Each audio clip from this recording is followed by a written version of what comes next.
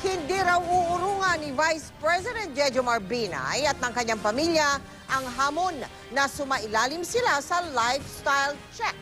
Kasunod ito ng hinihinging paliwanag ng kanyang mga kritiko tungkol sa yaman ng kanyang pamilya.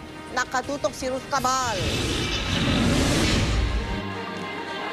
Sa hamon ng kanyang mga kritiko na sumailalim sa lifestyle check, kumasa si Vice President Jejomar Binay.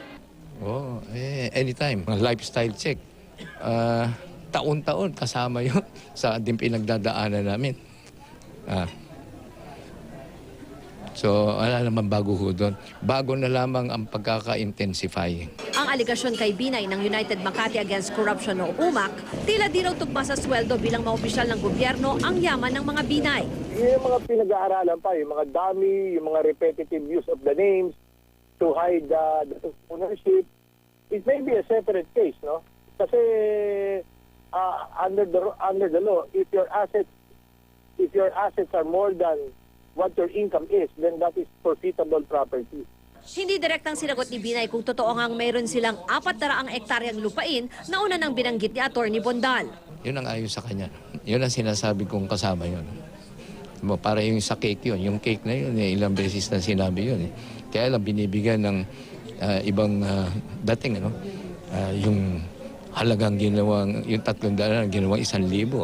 Kung titignan ang Statement of Assets, Liabilities and Net Worth o SALN ni Vice President Binay mula noong 1989, noong siya'y nagsisilbing mayor ng Makati, mayroon siyang net worth na mahigit 2,800,000 pesos. 1992, sa kanyang ikalawang termino, umakyat ang kanyang net worth sa mahigit 4,2 milyong piso. Noong 1993, nasa mahigit 7,700,000 pesos. Noong 1995, sa ikatlo niyang termino bilang mayor ng Makati, nasa mahigit 11 million pesos na ang net worth ni Binay at umabot sa mahigit 17 million pesos nang matapos ang kanyang termino noong 1998. 1998 din ang taong unang tukuyin ni Binay ang ilang negosyo ng pamilya sa kanyang SALN, kabilang ang piggery sa Batangas at flower shop sa Makati. Walang makuhang kopya ng SALN ni Binay noong 1999 hanggang taong 2000 noong naglilingkod siya bilang chairman ng Metro Manila Development Authority. Pero nang muling manalo bilang mayor ng Makati noong 2001, umabot sa mahigit 27 million pesos ang kanyang net worth. Umakyat sa 36 million pesos sa pagsisimula ng sunod niyang termino noong 2004.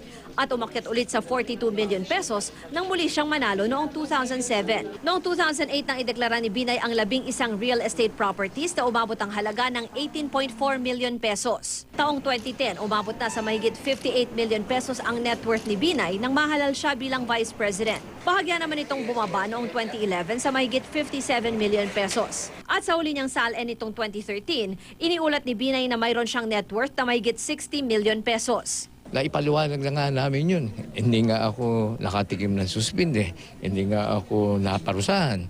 O wala namang nangyari. Dahil sa mga dinismiss lahat yung mga kasong ipinay laban sa amin.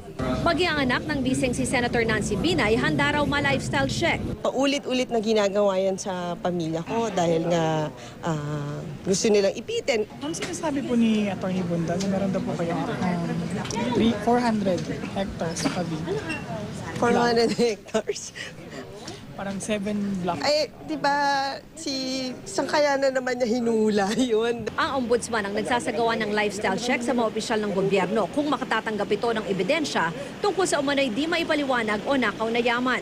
Maaring makasuhan ng sinumang empleyado o opisyal na mapapatunayang namumuhay ng di tugma sa kanyang posisyon at sweldo. Ruth Cabal, Nakatutok, 24 Oras.